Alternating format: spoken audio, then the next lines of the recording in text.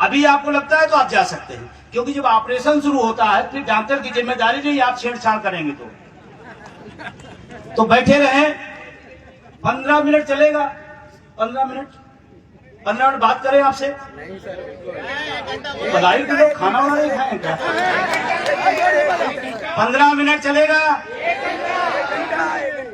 क्योंकि इतनी दूर चल के आया हूं। सुबह 3:30 बजे जगा हूं, भागते भागते 4 बार गया हूं, वहां से डबल डेकर ट्रेन पकड़ा हूं, फिर बरेली आया हूं, बरेली में उधार की कार मिली है तो बधाई आया हूं। हेलो, हाँ हेलो। और क्यों आया हूं? आपसे बात करने। किसके लिए? आपके, आ जाएंगे हम 3 बजे तक। आपकी बात। और ये जो बोल रहे हैं बीच में, इनका पेंशन कट जाएगा, घर चल रहा है हमारी, क्योंकि लिस्ट हमसे मांगी जाएगी, मैं नाम हटा दूंगा। इसलिए बीच में कोई बात नहीं, आपसे हम बातचीत लास्ट में कर लेंगे, लेकिन अभी ध्यान से सुनिए कि बात इतनी गंभीर क्यों है कि रात 3:30 बजे उठता हूं, भागते भागते 4 बार जाता हूं, फिर बरेली आता हूं, फिर आपसे मिलता हूं, फिर अभी वही रिवर्स गेयर, यहां से फिर बरेली, बरेली से फिर डबल डेकर। पहले उस पर बैठते तो अच्छा लगता था, उसमें भारतीय रेल लिखा रहता था, अब अडानी रेल लिखा होता है तो डर भी लगता है। जब भारतीय रेल लिखा होता है तो होता है कि हमारा है, थी नहीं लेकिन महसूस होता था। आज हर ट्रेनों पर, हर जगह पर अडानी लिखा जा रहा है। क्या आप सहमत है भारतीय रेल हटा के अडानी रेल लिखी जाए? कितने लोग सहमत हैं? जिनके हाथ नहीं उठे उनके हाथ नहीं है क्या? अगर ईश्वर ने दिए तो उठाइए, और जब मौका हो तो उठाना चाहिए। हमारी कमजोरी यही है कि चाहते हैं विजय बंधु भगत सिंह बन जाए, अपने को पेंशन मिल जाए, मजा आ जाएगा, बहुत मजा आएगा, है ना? ऐसे नहीं चलेगा। पेंशन जितनी हमको मिलेगी उतनी आपको मिलेगी। और कुछ लोग तो डबल वाले होंगे, है क्या ऐसे मेरे बीच में डबल वाले है ना? हमसे डबल मेहनत करना चाहिए, क्योंकि आपके यहाँ डबल पेंशन आएगी। 50,000 आएगी तो आपके यहाँ तो मेहनत ज्यादा करना चाहिए। सही है, तो मैं अपनी बात शुरू करता हूं। सबसे पहले हमारे जो मंच पर सम्मानित अतिथिगण आए हैं, मैं संगठन का मुखिया होने के नाते उन सब का अभिनंदन और धन्यवाद देता हूं, साधुवाद देता हूं कि आप इस संघर्ष में हमारे साथ आप खड़े हुए और चिटिर पिटिर तालियां ना बजाइएगा। पिछले 15 साल पेंशन पर चिटिर पिटिर हुआ, इसलिए मुद्दा नहीं बना। अटेवा आया, जम के बजाया, आज देश का मुद्दा बन गया।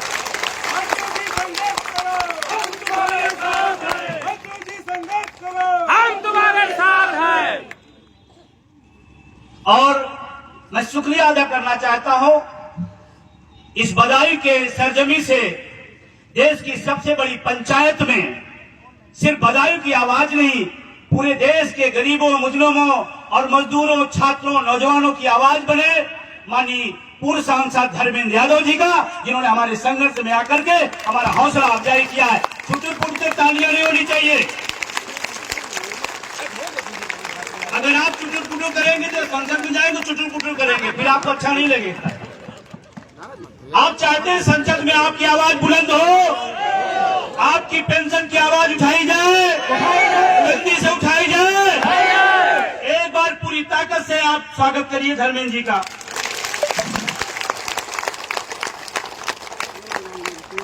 साथ में आशीष पूर्व विधायक साहब जी आए हुए हैं, उनका भी अभिनंदन और स्वागत है।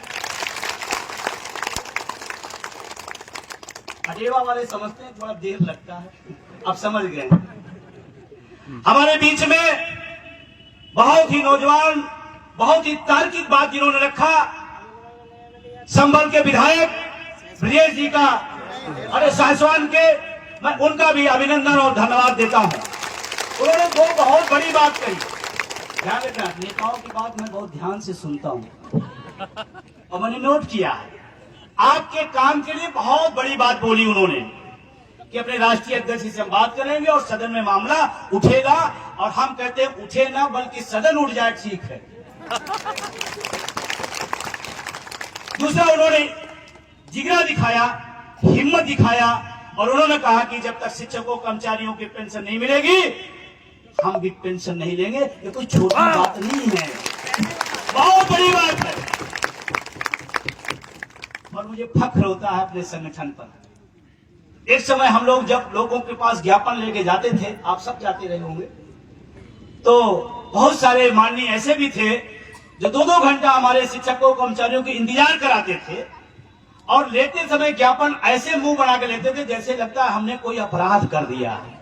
ऐसे होता था, नहीं होता। लेकिन अब फख्र है कि कम से कम सदन के माननीय ये बात मन से कह रहे हैं कि आपको नहीं मिलेगी तो हम भी छोड़ देंगे, हम भी नहीं लेंगे। ये आपकी सफलता है, आपकी संघर्ष की जीत है।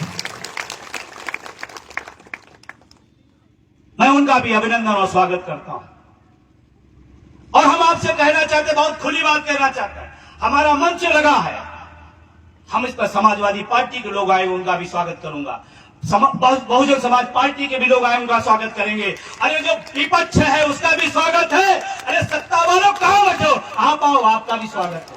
आओ ना, आओ।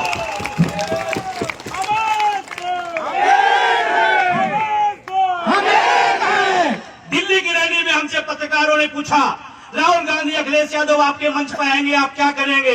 हमने कहा हम स्वागत करेंगे, अभिनंदन करेंगे, साधुवाद देंगे, लेकिन इतनी बात नहीं रोका। हमने कहा देश के प्रधानमंत्री आए, उनका भी स्वागत, और वो आ जाए तो मामला ही खत्म, वो आ जाए तो मामला ही खत्म। सही है नहीं सही है?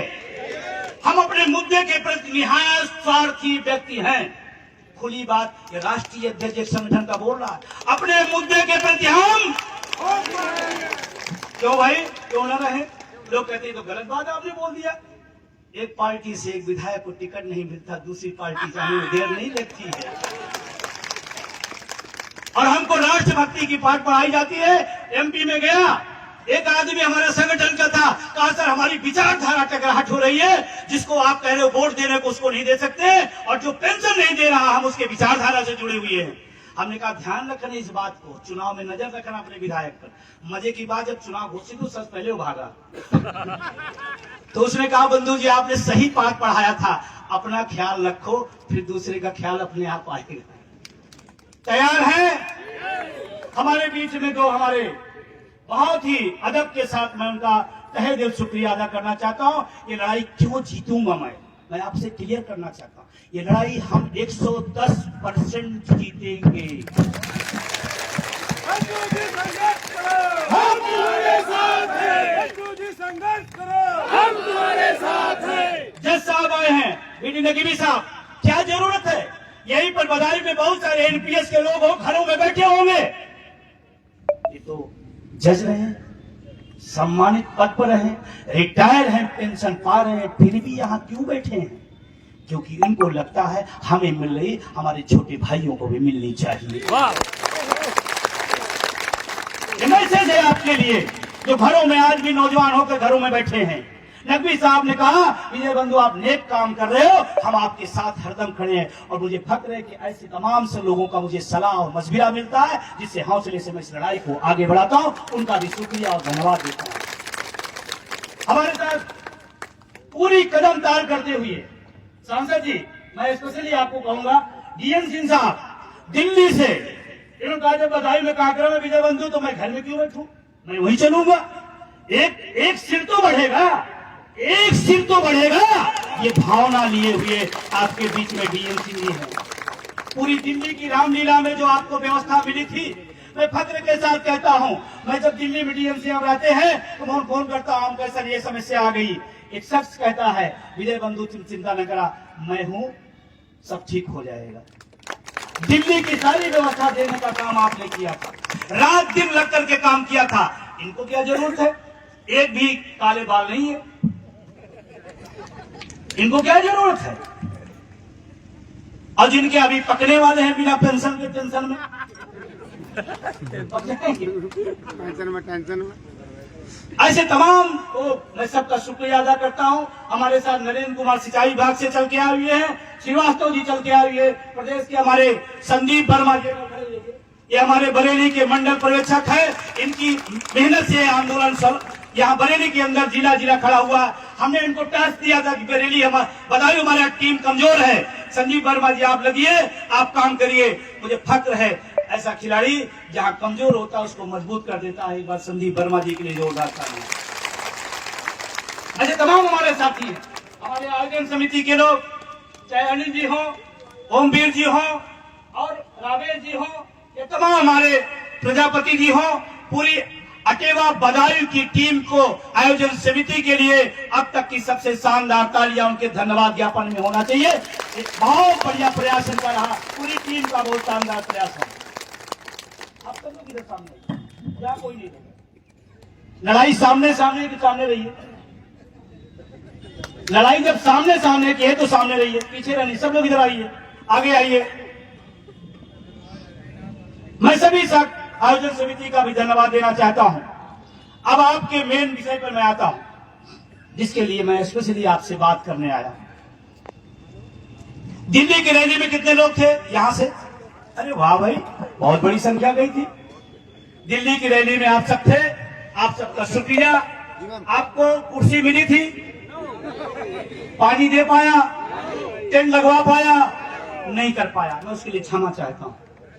मेरे पास इतने संसाधन नहीं है कि रामलीला जैसे मैदान को मैं आपको व्यवस्था दे पाऊं, लेकिन मुझे खुशी है आप जब वहां से लौटे तो आप ऊर्जावान और मुस्कुराते हुए लौटे कि हाँ, हिंदुस्तान में एक ऐतिहासिक रैली में हम शामिल रहे। बंधु जी संघर्ष करो, हम तुम्हारे साथ हैं। बंधु जी संघर्ष करो, हम तुम्हारे साथ हैं। आवाज तो हमें। और दिल्ली की रैली के बारे में कहना चाहता हूँ, मंच पर तमाम लोग बैठे हुए हैं। मैं दिल्ली की रैली के बारे में कहना चाहता हूँ। ट्रेड यूनियन का इतिहास मैंने पढ़ा है, क्योंकि इलाहाबाद यूनिवर्सिटी का स्टूडेंट रहा हूँ, वही टीचर हूँ, पॉलिटिकल साइंस का टीचर हूँ। मैंने ट्रेड यूनियन के इतिहास को पढ़ा है। ट्रेड यूनियन मतलब शिक्षक कर्मचारियों का जो यूनियन पूरी दुनिया का है। आपको फक्र होना चाहिए, ये 1 अक्टूबर भारत के ट्रेड यूनियन का नहीं, पूरी दुनिया का सबसे विशालतम प्रदर्शन था, पूरी दुनिया का। पढ़े लिखे लोगों का इतना बड़ा समूह पूरी दुनिया के किसी भूभाग पर नहीं खड़ा हुआ जो आपने 1 अक्टूबर को करके दिखाया है। हाँ, हमारे मीडिया के साथी हैं बहुत सारे, मैं उनका शुक्रिया अदा करता हूं, धन्यवाद देता हूं। लेकिन 1 बजे तक, आनी सांसद, 1 बजे तक रामलीला मैदान में एक भी मीडिया के साथी नहीं थे।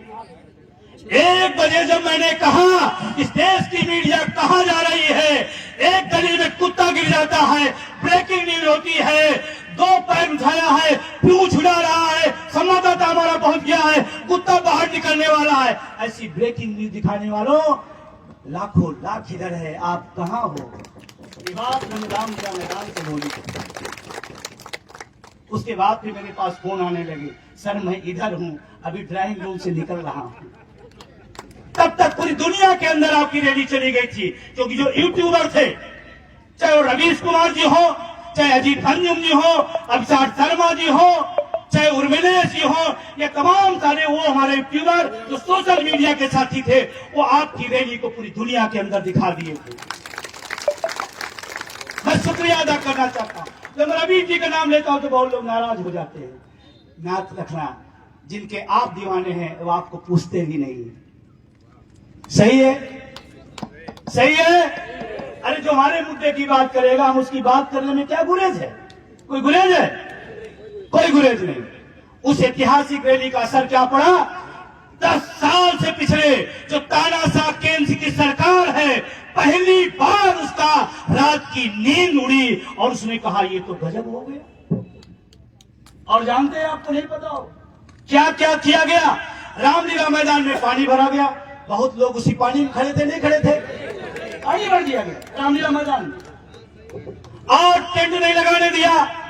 और परमिशन देते समय 15, क्योंकि मैं जिस छात्र का हूं, जिसका टीचर हूं, मैं जानता हूं हमारा मौलिक अधिकार है सभा करना, सम्मेलन करना, शांतिपूर्ण अपनी बात कहना, मेरा मौलिक अधिकार है। उस मौलिक अधिकार में क्या किया गया? एसीपी दिल्ली ने लिखवाया 15 शर्तें। 15 शर्तें में पहला लिखवाया गया, प्रधानमंत्री जी की कोई आलोचना नहीं होगी, लोकतांत्रिक देश है, पहला शर्त था। दूसरा, वर्तमान केंद्र सरकार के बारे में कुछ नहीं कहा जाएगा। गजब, अजीत भाई हैं वैसे हमारे साथ नेता हैं। हाँ। लिखवाया गया, हमारे महामंत्री जी एसीपी के पास बैठे हुए थे, उनका बंधु जी क्या क्या लिखवा रहे हैं, क्या करूं मैं। हमने कहा अगर उसमें बाद में लिखवाए, इस रैली के बाद विजय बंधु को फांसी दी जाएगी, आप सहमति दे दो, रैली होने दो, मैं बताऊंगा।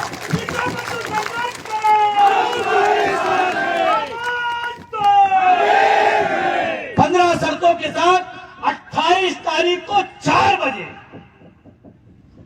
EMC साहब बैठे हुए, इन्हीं के एप्लीकेशन पर थी, इन्हीं का एप्लीकेशन। 28 तारीख को 4 बजे इतना बड़ा जलसा होने जा रहा। 28 तारीख को 4 बजे 15 शर्तों के साथ परमिशन दी गई। तो मैं किताब का, वो पॉलिटिकल साइंस का, वो मौलिक अधिकार का किताब और उस एसीपी का जवान देख रहा था। क्या यही लोकतंत्र है? क्या यही लोकतंत्र है? क्या इसी के लिए भगत सिंह कुर्बान हुए थे? क्या इसी के लिए चंद्रशेखर आजाद कुर्बान हुए? क्या इसी के लिए हमारे महापुरुषों ने अपनी जान लगाई थी कि वो आजाद भारत में हमें कंडीशन के साथ अपनी बात कहने देंगे? आप सहमत हैं, असहमत हैं इससे? ये गलत हुआ या सही हुआ? जो लोग नहीं बोले उनको क्या माने? गलत हुआ नहीं हुआ? उस पीड़ा में। और लास्ट एक बात बताते हुए दिल्ली रैली की बाद में कहा गया 35,000 से एक आदमी ऊपर होगा तो आप पर FIR होगी, कार्रवाई होगी, जेल में डाले जाओगे, और जो नौकरी कर रहे हो पेंशन छोड़ो, नौकरी चली जाएगी। 35,000 से ज्यादा अगर हो गए। फिर बाद में कहा गया आप किस राज्य से कितने लोग आ रहे हैं? तो हमने कहा यूपी से 5,000, बिहार से 1,000, MP से 200, हरियाणा से 50। हमने 34,000 का स्टेटमेंट दिया। 34,000। हमने कहा साहब 1,000 कम पड़ रहे हैं, पुलिस लगा तो भर जाएगा। और जब मैं दे रहा था, मैं आपको फख्र से कहना चाहता हूं, जब मैं 34,000 का दे रहा था हलफनामा, तब विजय बंधु दिल्ली के अंदर 1.5 लाख लोगों को अंदर घुसा चुका था। ये मेरी रणनीति का हिस्सा था, क्योंकि इनको पहले से अगर पता चल जाता तो हमको दिल्ली में घुसने नहीं देते। तो मैंने अपनी रणनीति पहले से तय की थी। लेकिन उस दिल्ली रैली की, ऐतिहासिक रैली के लिए आपको बधाई देते हुए उसका संदेश क्या है? प्रधानमंत्री जी उसी दिन बैठक बुलाए, अपने नेताओं से बात किया। अब आप कहोगे आपको कैसे पता? अरे जो उस पार्टी में है उसको भी पेंशन चाहिए, हमारा आदमी है। इसी के बीच में एलआईयू वाले बैठे होंगे, एलआईयू वाले बैठे होंगे। वो कहते साहब हमारी ड्यूटी है, हमको सूचना भेजनी है, लेकिन मुझे खुशी होती है, हमने उनसे पूछ लेता सर आज बधाई है? हाँ। कैसे आएंगे, किधर जाएंगे, कितने लोग होंगे, कौन कौन लोग आ रहे हैं, पूछते हैं लाइव वाले। हमने कहा भाई नोट कर लो, जो मानो नोट कर लो, लेकिन बताओ तुम्हारी नियुक्ति कब हुई थी? कहें 2009 में। हम तो मामला कहें सर आप ही की तरफ हूं।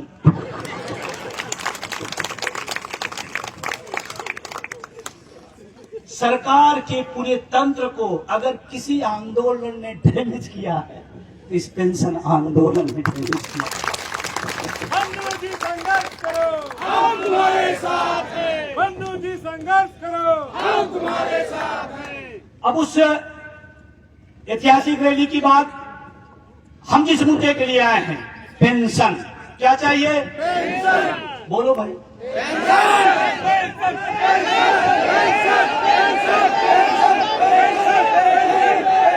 और जोर से।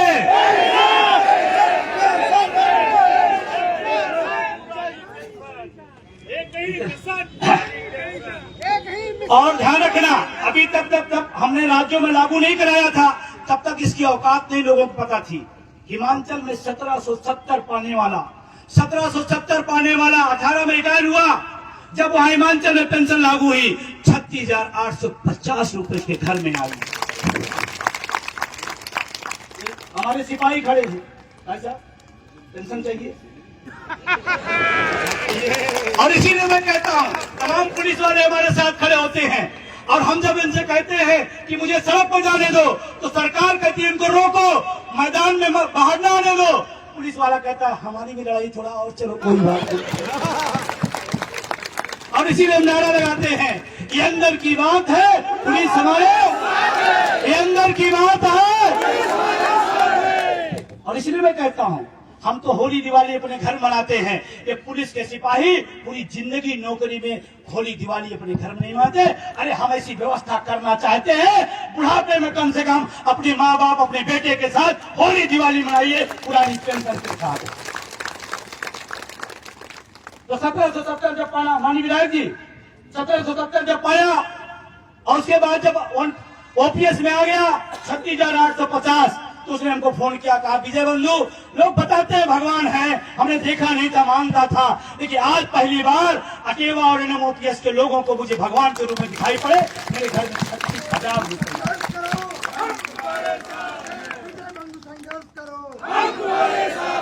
अभी आपको एहसास नहीं, क्योंकि आपको भी मिला नहीं है। राजस्थान में पेंशन बहाल हुई, एक बिमला देवी पता लगा लेना।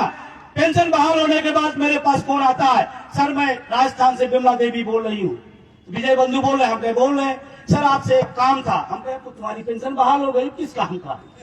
कहीं सर वो एक फोटो भेज दीजिए।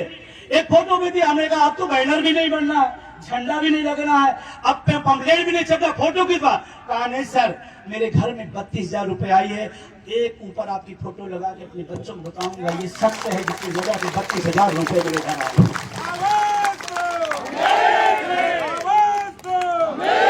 लोग कहते हैं विजय बंधु क्यों भागते हो, क्यों दौड़ते हो, इतना क्यों चलते हो? वो 32,000 बिमला देवी पाई है, उसका जो प्यार और जो स्नेह जो मिला, वो मेरे लिए बहुत बड़ी ताकत, बहुत बड़ा संबल का बात था।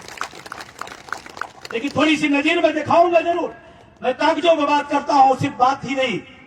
ये पेंशन पंची रिटायर हैं, डाक कर्मी हैं, एनपीएस में से रिटायर हुए, फांसी लगा लिए। क्या ऐसा ही भारत चाहिए? ऐसा ही भारत चाहिए? ये मेरा मीडिया नहीं है, मैं छपवा दिया हूं, हमारा तो छापते ही नहीं। अब पता नहीं बदायूं वाले छापेंगे नहीं छापेंगे। 52,000 वेतन,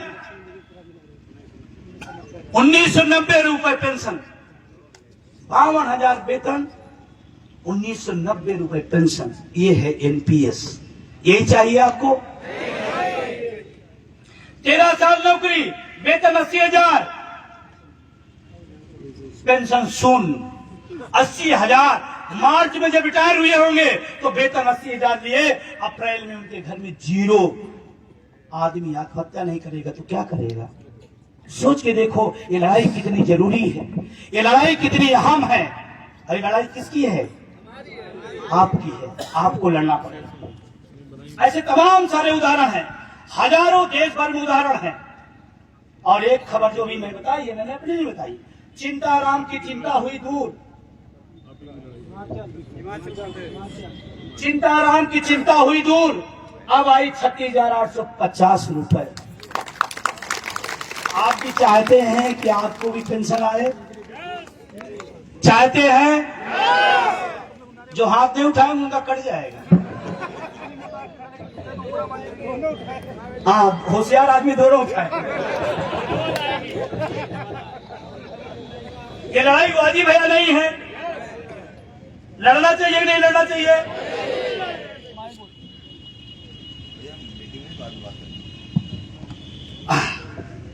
अभी हमारी रैली के बाद एक झूठा कहानी बढ़ रही गई। एनपीएस पर कमेटी बना दी गई।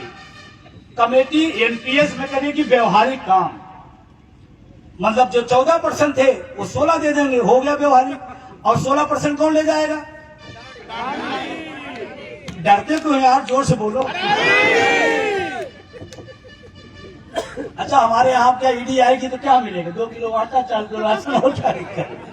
जिनको डर लगे वो ना बोले, हमको कौन डर? सही है नहीं सही है? और अभी जो सबसे खतरनाक खेल हुआ है, अभी जो खतरनाक खेल हुआ, एनपीएस में घोटाला, करोड़ों रुपए प्राइवेट बैंकों में लगाकर उसका ब्याज खा गए लोग। हम कहते हैं एनपीएस पेंशन नहीं है, ये है घोटाला। एनपीएस मतलब घोटाला, लूट है। और लूट चुपके चुपके नहीं, खुल्लम खुल्ला और सरकार के संरक्षण में खुली लूट है एनपीएस। अभी गाजियाबाद से खबर आई, कुशीनगर से खबर आई, लखनऊ से खबर आई, इलाहाबाद से खबर आई, सब जगह एनपीएस का पैसा प्राइवेट सेक्टर की अन्य बैंकों में लगा दिया गया। अब आप जब बुढ़ा जाओगे, रिटायर हो जाओगे, हाथ पर काम नहीं चलेगा और आप बैंक में जाओगे, पूछोगे हमारी पेंशन कहां गई, तो कहेगा कि हमारे यहां तो जमा ही नहीं हुई। और जो जमा ही नहीं हुई तो पेंशन किस बात का? बहुत बड़ा घोटाला है। इस दर्द को समझिए और अभी इस पर एक बड़ी कार्रवाई हमको आपको करना पड़ेगा। नहीं, ये जो पैसा कट रहा है 10% ना, पेंशन तो बात छोड़ो, ये जो 10% पैसा आपके जेब से कट रहा है वो भी नहीं मिलेगा। सच बता रहा हूं, वो भी नहीं मिलेगा। तो क्या चाहिए आपको? क्या चाहिए? क्या चाहिए? पुरानी पेंशन। बरेली के साथी बैठे हैं, वहां एक सांसद जी हैं, बहुत दिन से स्थापित हैं बरेली में, सांसद जी वहां हैं। उन्होंने कहा कि तुम मेरे घर की होकर के विजय बंधु की मीटिंग में जाती हो, हमारी खिलाफत करती हो। घर घर में लड़ाई हुई, सांसद जी की भतीजी थी, उसने कहा आप सांसद आपको मिलेगी, हम प्राइमरी टीचर हमको नहीं मिलेगी, हमको जानेगी। घर घर में लड़ाई शुरू हो रही है और उसके आगे बहुत सारी बातें हैं, लेकिन आपसे जो 2-3 बात महत्वपूर्ण करना है। और इसको देखिए, एनपीएस निजीकरण भारत छोड़ो महासम्मेलन, एक भी संगठन का नाम उठा बता देना जो निजीकरण पर बोल रहे हैं, अटेवा के अलावा कोई बोल रहा है? कोई बोल रहा है? और मैं फिर कह रहा हूं, एनपीएस एक घातक बीमारी है, निजीकरण कैंसर है, कैंसर है। निम्न और मध्य वर्ग के खिलाफ अमीरों का षड्यंत्र है निजीकरण। हम आप यहाँ पर आए हैं, शिक्षा और नौकरी के दम पर यहाँ खड़े हैं। अपने को शिक्षा अलग करो और नौकरी अलग करो, फिर अपनी हैसियत नापो। आप लोग जीरो। हम गरीब गुरबा किसान मजदूर के घर के बेटे हैं, हमारे पास शिक्षा और शिक्षा के बाद सरकारी नौकरी, जिसके दम पर हम आप यहाँ खड़े हैं। अगर उसको बाहर कर दिया जाएगा तो फिर हमारे साथ क्या होगा? और जो निजीकरण का विरोध नहीं करता वो अपने बच्चे के साथ अन्याय कर रहा, अपने बच्चे के साथ शोषण कर रहा है। निजीकरण का विरोध करना पड़ेगा। क्या तैयार है सब लोग? निजीकरण का विरोध होना चाहिए। और जो मास्टर प्राइमरी के हैं, जो माध्यमिक के हैं, अभी गुंडई करते थे, हम तो माध्यमिक के हैं। आ गया धारा 21 और 18 सांसद जी इसको थोड़ा सा बहुत नोटिस करिएगा और पार्टी इसको उठाए, मैं निवेदन करना चाहता हूं।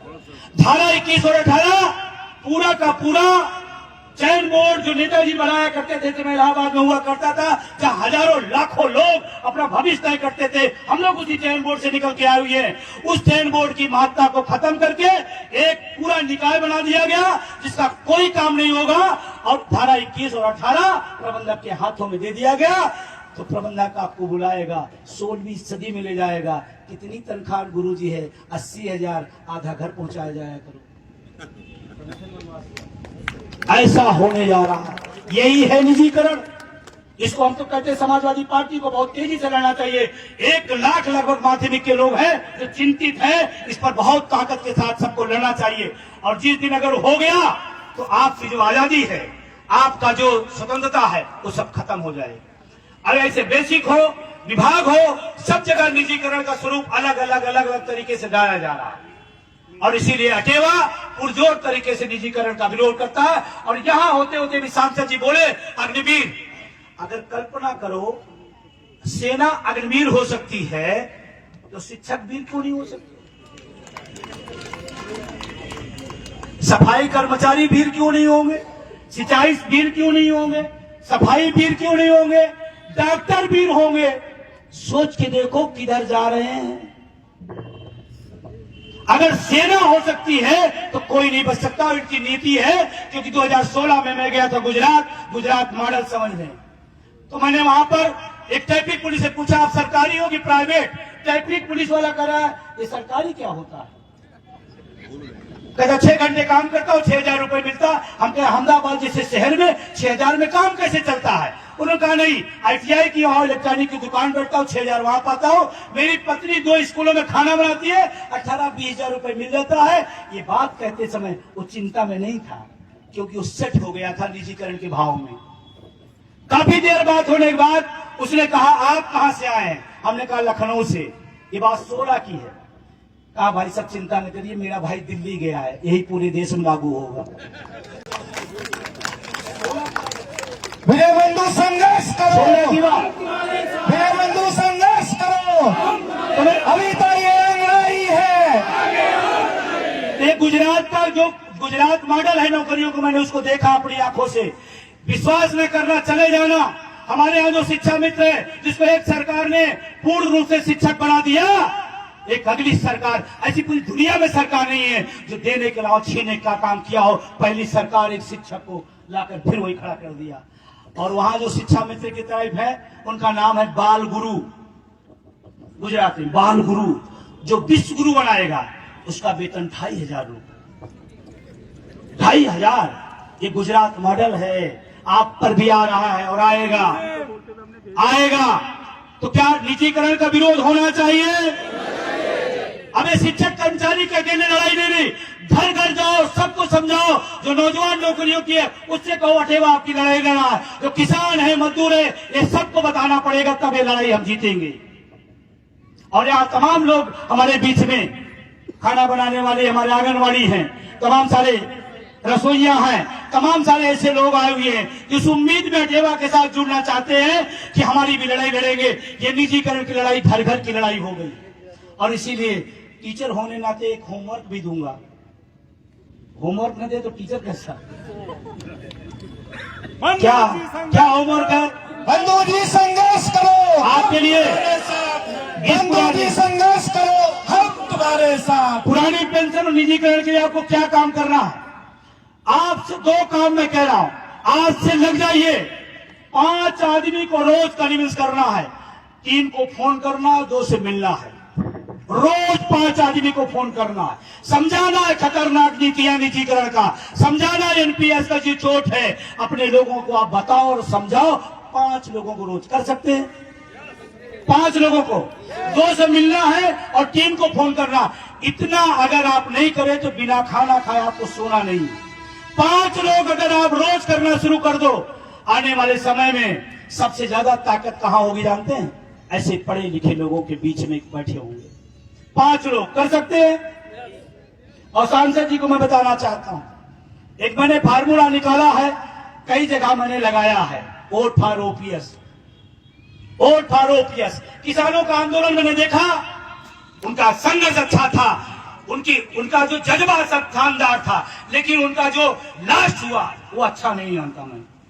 भले असहमति हो सकती है, किसानों ने जो संघर्ष किया पूरी दुनिया के पटल पर लिखा जाएगा, लेकिन जो उसका समापन हुआ वो अच्छा नहीं हुआ।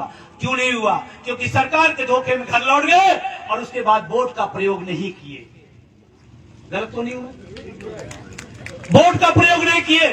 और इसीलिए मैं अपने साथियों से कहता हूं, वोट फॉर ओपीएस। जो मेरे पेट पर चोट मारेगा, हम उसे वोट की चोट मारेंगे।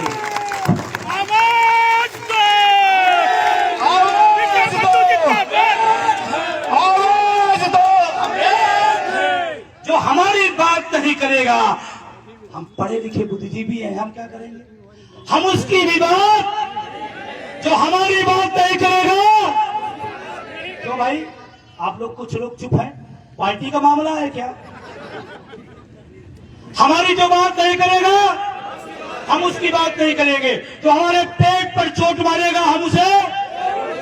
बाबा भीमराव अम्बेडकर साहब ने एक शानदार सलाह दिया है, बिना आवाज किए तख्ता पलट करने का अगर माध्यम है तो वोट है। और इसीलिए हमने फैसला किया, किसानों से अनमोल होती है, हमने कहा सिर्फ आंदोलन करके अगर चुप हो गए तो विजय बंधु नाम नहीं। जब तक हमारी बात करने वाले लोग नहीं आ जाएंगे, जो हमारा विरोध नहीं करेंगे, करने वालों को बाहर नहीं करेंगे, तब तक हम चुप नहीं बैठेंगे। आप कहोगे मेरा क्या जाति दुश्मनी? नहीं, प्रधानमंत्री जी आज पुरानी पेंशन घोषणा कर दे, सारी मालाएं लेकर मैं उनको पहना दूंगा। लेकिन दिल्ली का वो भाषण आपने अपने शायद सुना हो, नहीं सुना हो, सुना है आप लोगों ने। और ये बात मैं इसलिए दावे के साथ कहता हूं क्योंकि जिस दौर में सरकार तानाशाह हो, जिस दौर में सरकार तानाशाह हो, विपक्ष उतना मारक ना हो और मीडिया बिकी हो, उस समय आंदोलन चलाना कोई आसान काम नहीं होता है। सही कह रहा हूं, गलत कह रहा हूं? और उस दौर में हमने दिल्ली के अंदर जो बोला है, एक बार छोटा सा है, उसको सुन लीजिएगा और अगर लगे कि हाँ ठीक है।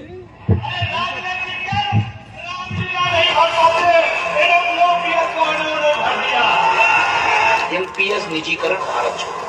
निजीकरण एक ऐसा विषय है जहां एनपीएस से हमारा भविष्य खराब हो रहा, वही निजीकरण से नौजवानों का वर्तमान खराब हो रहा। मोदी जी कह के जा रहा हूं, सुन लेना, नहीं तो अगली बार हम दिल्ली न आएंगे। हम तो आएंगे, आप नहीं आ पाएंगे।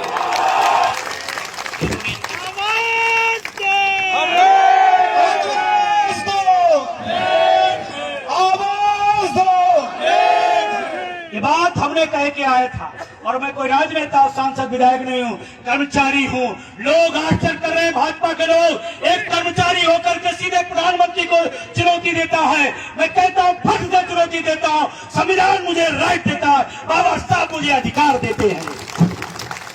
लोकतंत्र में सवाल पूछने का एक आम आदमी को भी अधिकार है, और कह के आया हूँ।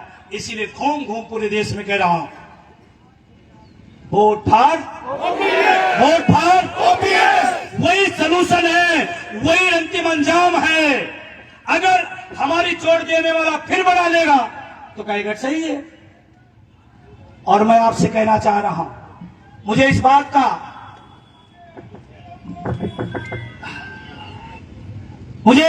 फक्र है कि मैं जंतर मंतर पर जब बैठा था, 10 दिन लगातार क्रमिक अनशन में मैं बैठा था। आप सब लोग, बहुत लोग रहे होंगे उसमें, जंतर मंतर पे थे आप लोग। जंतर मंतर में 10 दिन लगातार बिना खाए पिए जंतर मंतर बैठा था। तो हम सब भी उम्मीद करते थे आज हमारा धरना चल रहा है, आज हमें कोई सपोर्ट करने वाला आ जाए, कोई हमारी बात कहने वाला आ जाए, कोई विधायक दिखाई पड़ जाए, कोई पार्टी दिखाई पड़ जाए, कोई लोग आकर कह जाए आप सही लड़ाई लड़ रहे हैं। उस जंतर मंतर पर जब हमारी निगाहें सड़कों की तरफ रहा करती थी कि हमारी बात को कोई कहने आए, कोई उठाने आए, उस दौर में इस आंदोलन को धर्मेंद्र यादव ने आवाज देने का काम किया था। मैं इनका भी शुक्रिया अदा करना चाहता हूँ। और हम लोगों ने कहा था, माननीय सांसद जी, सदन के अंदर आप आवाज उठाइएगा। मुझे फक्र है आप पर, आपने पूरी बहादुरी, पूरी दमदारी के साथ 1 करोड़ जनता, 1 करोड़ शिक्षकों, कर्मचारियों को उस पहाड़ पंचायत में आपने उठा करके हमारे साथ बहुत बड़ा आपने परोपकार किया है। मुझे वो दिन भी याद है। और इसीलिए कहना चाहता हूं, लोकसभा का चुनाव सामने है।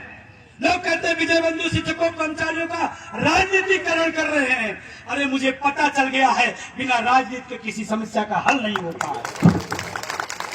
100 साल धरना देना, 100 साल धरना देना, पेंशन नहीं बहाल होगी। वोट की चोट देना, आगे आने वाले टाइम में आप सब पेंशन के अंदर होगी। मैं तो नहीं हूं। और मुझे कहते हुए कोई फक्र, कहते राजनीतिकरण कर रहे हैं, मैं कर रहा हूं। अच्छा, मैं आपसे पूछना चाहता हूं, किसानों का वोट बैंक हो सकता है, छात्रों का वोट बैंक हो सकता है, युवाओं का वोट बैंक हो सकता है, तो पढ़े लिखे नव कर्मचारियों का वोट बैंक क्यों नहीं हो सकता? क्यों नहीं हो सकता? कहते राजनीति कर रहे, हाँ बिल्कुल कर रहा। अगर जो वोटर है वो गैर राजनीतिक हो ही नहीं सकता। मेरा सवाल ध्यान सुनिए, जो वोटर है क्या गैर राजनीतिक हो सकता है? अगर वोटर है तो किसी न किसी पक्ष में, किसी न किसी विचारधारा को, किसी न किसी एजेंडे को, किसी न किसी झंडे के साथ खड़ा, गैर राजनीतिक कैसे हो सकता? वोटर गैर राजनीतिक होता। और हम शिक्षक कर्मचारी होने के पहले हम इस देश के वोटर हैं। कमजोर तालियां, लगता है हमारा तर्क ठीक नहीं है।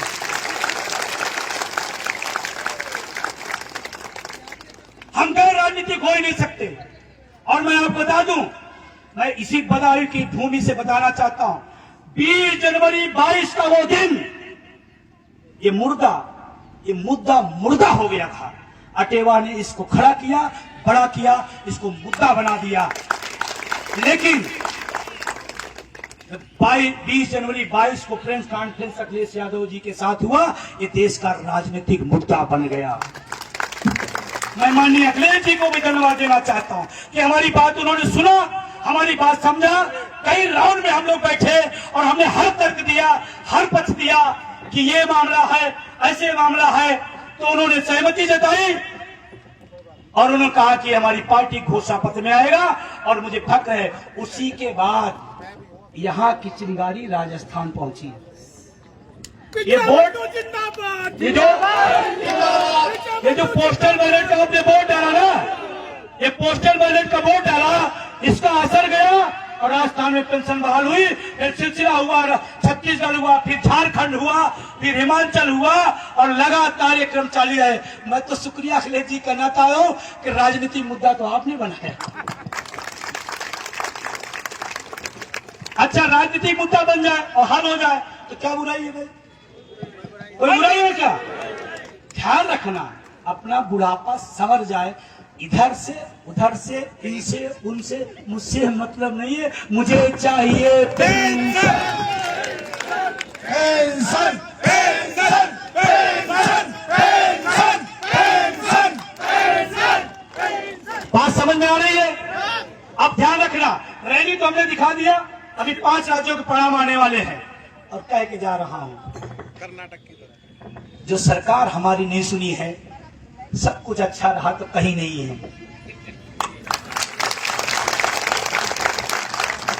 मैं 8 तारीख को गया था जयपुर में, प्रेस कॉन्फ्रेंस किया। मैं 11 तारीख को गया था भोपाल, मैंने प्रेस कॉन्फ्रेंस किया और मुझे धन्यवाद देते हुए मध्य प्रदेश के साथियों, छत्तीसगढ़ साथियों, सबने कहा है कि बंधु जी आपने जो मंत्र दिया है वो मंत्र कामयाब हो रहा है। एक भाजपा का जिला पदाधिकारी कहा, सर विचारधारा बाद में की जाए, पहले पेंशन ले लीजिए। और मैं विपक्ष के साथियों से कहना चाहता हूं, आपका शीर्ष नेतृत्व अगर एक विचारधारा के सामने खड़े होकर के शीर्ष झुका दे तो भी वोट आपको नहीं देगा। मुझे फक्र है अपने अभियान पर, हमने वो वोट भी ट्रांसफर करा दिया है इस पेंशन के नाम पर।